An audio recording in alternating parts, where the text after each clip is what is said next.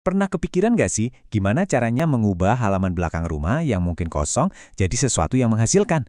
Nah, kali ini kita akan bedah tuntas cara gampang beternak udang galah. Cuma pakai kolam terpal. Yuk kita mulai. Kamu lagi cari bisnis sampingan yang modalnya nggak gede-gede amat dan nggak butuh lahan luas? Kalau iya, beternak udang galah bisa jadi jawaban yang pas banget nih. Apalagi buat kamu yang pemula, pembahasan ini cocok sekali. Kenapa harus udang galah? Simpel aja. Permintaannya di pasar itu tinggi, dan harganya cenderung stabil. Artinya apa? Artinya potensi untungnya juga lebih jelas, lebih terjamin, meskipun kita mulainya dari skala rumahan. Mungkin kalau dengar beternak udang, yang kebayang itu kolam tanah yang luas, ribet, dan mahal ya? Iya kan? Tapi tenang, ada solusi yang jauh lebih gampang, terutama buat pemula seperti kita. Coba dilihat perbandingan ini. Kolam terpal itu jelas menang telak buat pemula. Biayanya rendah, nggak makan tempat, bisa di halaman belakang rumah, dan yang paling penting, risikonya jauh lebih kecil dan gampang dikontrol. Ini dia kenapa metode ini pas banget buat kita coba. Oke, sekarang kita masuk ke bagian prakteknya. Nyiapin kolam terpal itu gampang banget kok. Serius, kamu nggak perlu keahlian khusus. Cukup ikuti aja beberapa langkah sederhana berikut ini. Nah, ini dia 5 langkah awalnya. Pertama, cari lokasi yang pas. Terus, cuci terpalnya sampai bersih buat ngilangin bau-bau bahan kimia. Isi air, tapi jangan langsung diisi udang ya.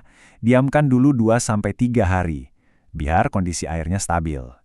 Dan yang paling krusial, ini jangan sampai lupa, pasang aerator.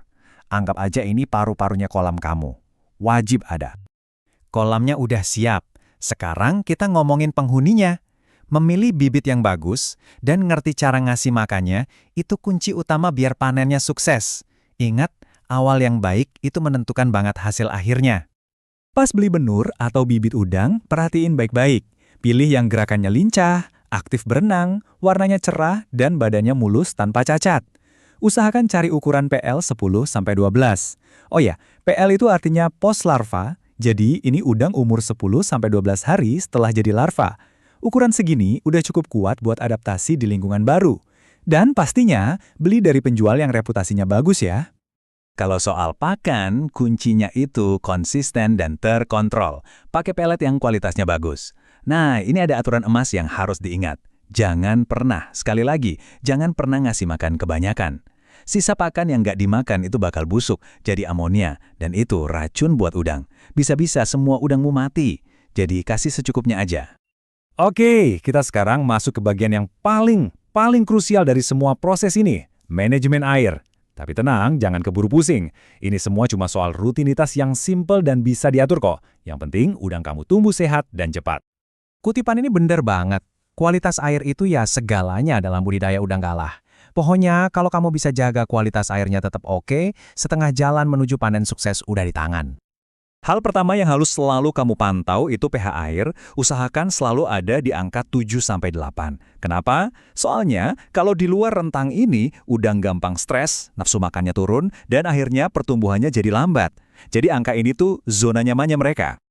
Berikutnya, suhu air. Idealnya itu ada di antara 28-30 derajat Celcius. Tapi yang lebih penting dari angkanya adalah suhunya harus stabil. Perubahan suhu yang drastis walau cuma beberapa derajat, itu bisa bikin udang syok dan gampang kena penyakit. Lalu, ini dia rutinitas mingguan kamu yang paling penting. Ganti 10-20% air kolam. Tujuannya simpel, buat membuang amonia dan kotoran yang numpuk. Sekaligus menjaga air tetap segar dan kaya oksigen. Anggap aja ini kayak bersih-bersih rumah buat ekosistem kolam kamu. Jadi, ini rangkuman checklist mingguan kamu. Ganti air, bersihkan sisa-sisa kotoran, pastikan aerator nyala terus, dan pantau pH-nya. Jadikan ini kebiasaan rutin, dan kamu bakal menciptakan rumah yang sempurna buat udang-udangmu tumbuh besar dan sehat. Dan sekarang, bagian yang paling ditunggu-tunggu. Setelah semua persiapan dan perawatan yang kita lakukan, inilah saatnya kita menikmati hasil kerja keras kita.